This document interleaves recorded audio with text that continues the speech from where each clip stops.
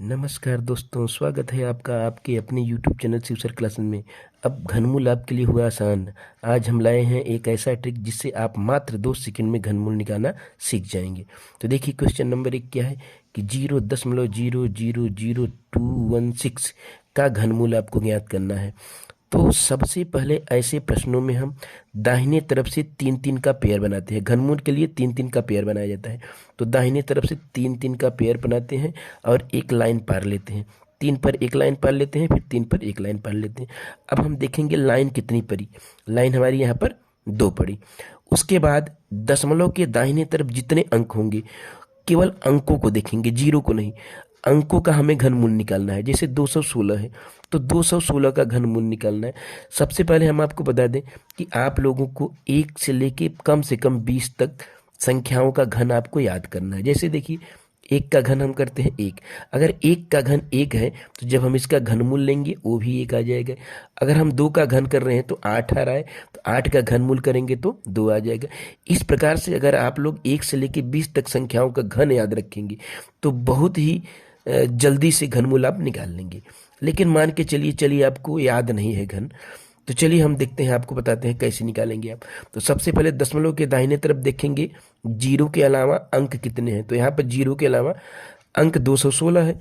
तो 216 का हमें अभाज्य गुणनखंड करना है। तो देखिए हम कैसे करेंगे।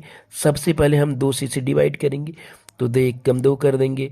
फिर यहाँ करेंगे, 1 उतारेंगे, छोटा होगा 6 उतारेंगे तो 0 बढ़ा के फिर 2 8 16 ले जाएंगे।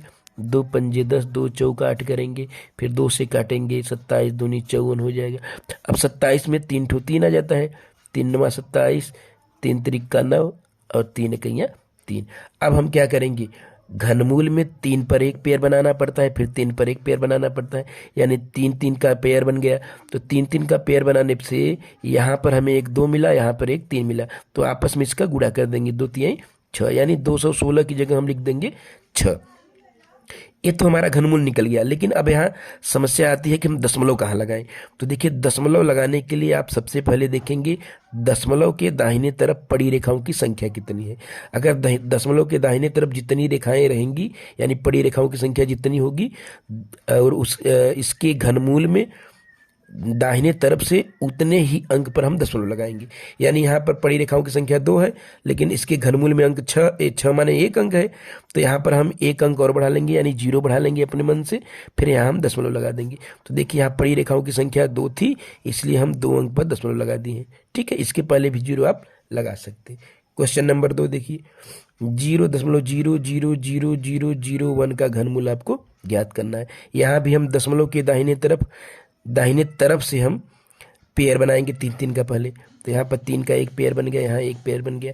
1 का घनमूल लेना है हमें, तो 1 का घनमूल हो जाएगा 1। यहाँ पड़ी रेखाओं की संख्या 2 है, तो यहाँ 2 अंक पर दशमलव लगाना है, 1 0 बढ़ा लेंगे, यहाँ दशमलव लगा देंगे, यानी 0.01 हो जाएगा।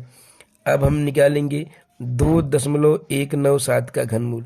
तो यहाँ पर देखिए क्या करेंगे, यहाँ भी हम दाहिने तरफ से पेयर बनाएंगे 3 का, तो पड़ी रेखाओं की संख्या 1 ही हुई।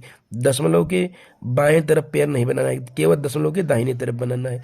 अब हम 2197 का घनमूल, अगर आपको याद होगा तो 2197 का घनमूल आप आसानी से निकाल लेंगे। नहीं तो अभाज्य गुणनखंड करेंगे तो 13 से कटेगा, ये 13 गुणे 13 गुणे 13, यानी 13 3 बार आएगा, और 3 बार पर पेयर बनाएंगे तो 1 13 आ जाएगा। तो यहाँ 13 हो जाएगा। यहाँ पड़ी रेखाओं की संख्या 1 है, इसलिए दाहिने तरफ से 1 अंक पर दशमलव लगा देंगे, यानी 1.3। 2.197 का घनमूल हो जाएगा 1.3। अब हम आपको कुछ क्वेश्चन दे रहे हैं लगाने के लिए, जिसका घनमूल निकाल के आप उसका आंसर हमें कमेंट बॉक्स में देंगे। तो क्वेश्चन नंबर पहला है 0.000125 का घनमूल निकालना है। 0.001728 का घनमूल निकालना है, और 1.331 का घनमूल निकाल के आप कमेंट बॉक्स में इसके आंसर हमें देंगे। धन्यवाद।